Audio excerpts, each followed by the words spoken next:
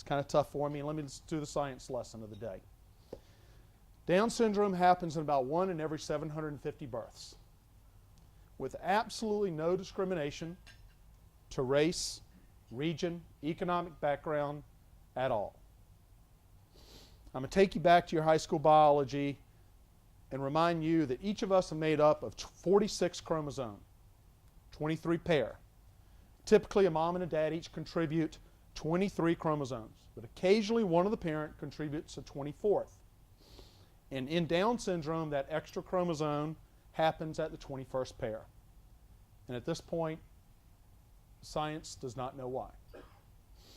People with Down syndrome have an increased risk of certain medical conditions such as congenital heart defects, respiratory and hearing problems, later on in life, Alzheimer's disease, childhood leukemia, thyroid conditions. Many of these conditions are now very treatable, so most people with Down syndrome today lead longer healthy lives than ever before. A few of the common physical traits of Down syndrome, we mentioned low muscle tone, small stature, upward slant of the eyes, deep single crease across their palm, and I mentioned the short, small fingers. If you don't mind, I'll digress and tell you a quick funny story. When Sean was born, doctor took me aside. They were taking care of Pam, and she said, "Brian, I don't want to alarm you. The nurses suspect Sean may have Down syndrome." And I, took a deep breath, and I said, "Well, what makes them think so?" I said, "Well, he has low muscle tone. I don't know if y'all have ever seen a baby. I think they all have low muscle tone." He says, "Well, he has short fingers, and he's kind of Asian features, to his face, and these are all signs, that they're a little sensitive about this." And I looked at her and I said, "Doctor," I said, "look at my hands. They used to call me Hop Sing in high school." But of course they were right.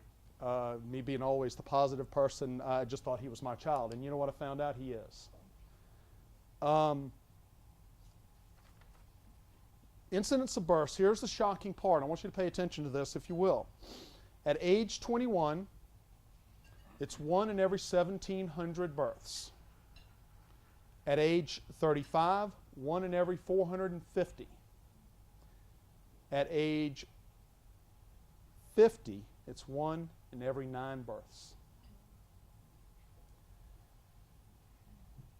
Here are the medical facts. I'll have to ask you all the question, why are these so important in today's society? Anybody give me the answer to that question? Thank you. People are waiting longer to have children.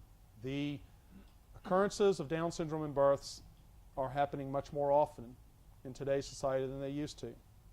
It's also the fact that because of the increased medical treatments, more children, more people with Down syndrome are living longer lives than they used to. I will tell you that, very truthfully, that's where I catch myself too, if the doctor had had the same conversation with my parents in 1960 that Dr. Pettigrew had with me a few years back, they would have told my parents to feed me and put me in front of a television because I would not live long. We've gone much past that. The Low Country Down Syndrome Society was formed a short 4.5 years ago. We were shocked as parents to learn that there was not an organization to help us with our support needs. Since then, we have thrived. We really have. We have got an incredible group of people. They're very passionate about what we're doing, and we're having a real impact in our community. I will tell you that we provide new parent packages and resource materials for all people trying to learn more about Down syndrome. We provide some financial assistance to many families that have to go off and have the heart defect correction, usually in Atlanta at Emory. And we do provide some financial assistance to them that have to have that treatment done. We help send members to different Down syndrome conferences throughout the country to learn more and bring back to our community. We help with financial need to make those trips. Probably one of the most exciting things that we're doing right now is last summer we introduced Camp Buddy. Camp Buddy provides a bridge to many of the children that go from school year to school year that lose that benefit of development during the summer break.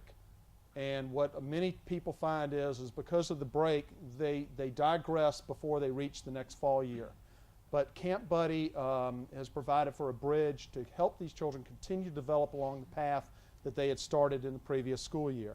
It's been very exciting. We're hugely successful last year, and we will continue that years moving forward.